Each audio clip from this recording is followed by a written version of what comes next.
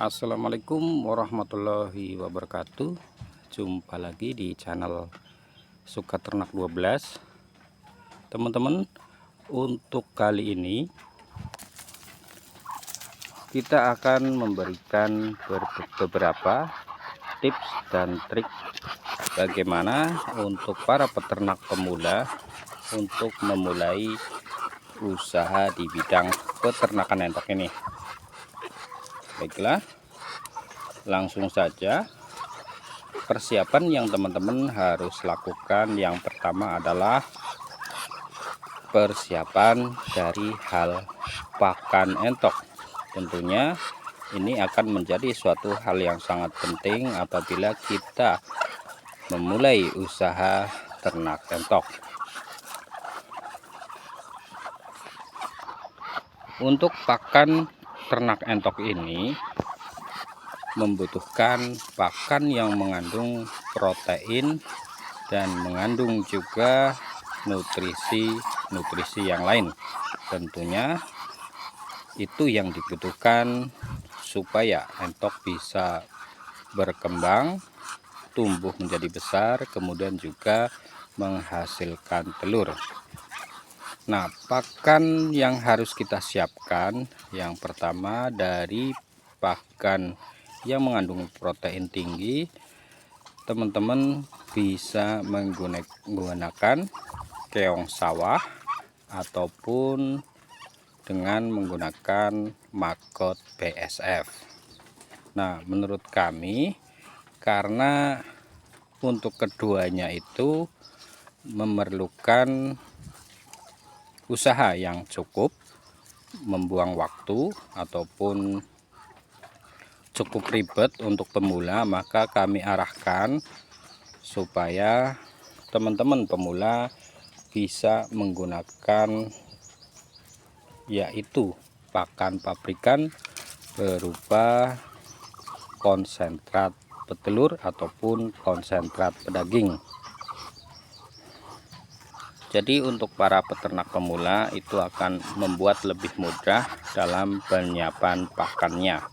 Tentunya untuk penggunaannya itu dibikin irit ya teman-teman, jangan terlalu banyak, karena ini adalah tips untuk pemula yang minim modal, kemudian minim juga lahan untuk peternak. Kemudian yang berikutnya dari segi pakan yaitu pakan alternatif. Jadi teman-teman bisa membudidayakan azolla dan juga bisa menggunakan enceng gondok.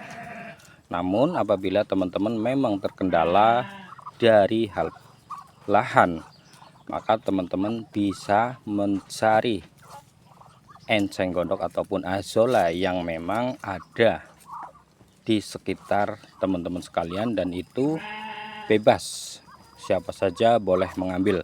Kalau di tempat kami biasa menggunakan enceng gondok yang itu memang sangat melimpah dan belum banyak yang menggunakannya untuk pakan ternak.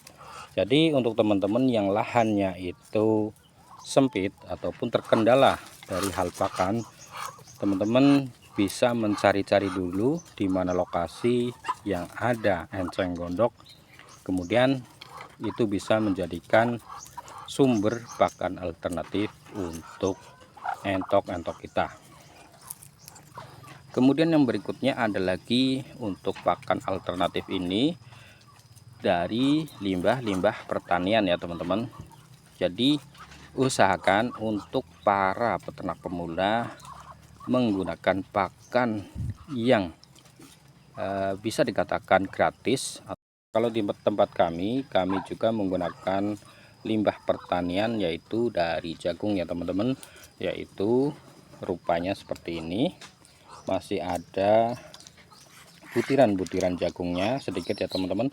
Ini bisa kita gunakan untuk memenuhi kebutuhan metabolisme dari ternak kita, sehingga ternak kita itu lebih sehat dan Di sini juga ada kandungan sedikit protein juga ya teman-teman, sehingga mendukung untuk pertumbuhan dan juga produksi telur entok yang kita pelihara. Nah, kenapa kami menyarankan untuk teman-teman saat bersiap-siap untuk beternak entok itu menggunakan pakan yang lebih kepada pakan gratis ataupun pakan yang harganya itu sangat murah, karena entok ini makannya cukup banyak ya teman-teman. Jadi usahakan banyaklah menggunakan pakan yang gratis, sehingga kalau kita memulai ternak entok ini tidak kaget nantinya untuk dari segi pakannya. Kemudian untuk persiapan pemilihan bibit ya teman-teman, teman-teman bisa menggunakan bibit ataupun entok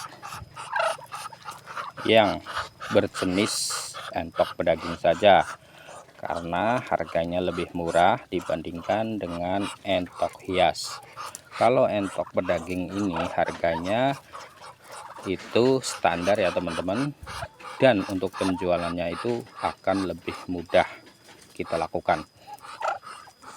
Contohnya seperti ini, di tempat kami ada entok pedaging, jenisnya ini adalah entok persilangan dari entok Rambon dan entok lokal ini yang warna hitam. Harganya sekitar 150.000 untuk satu ekornya.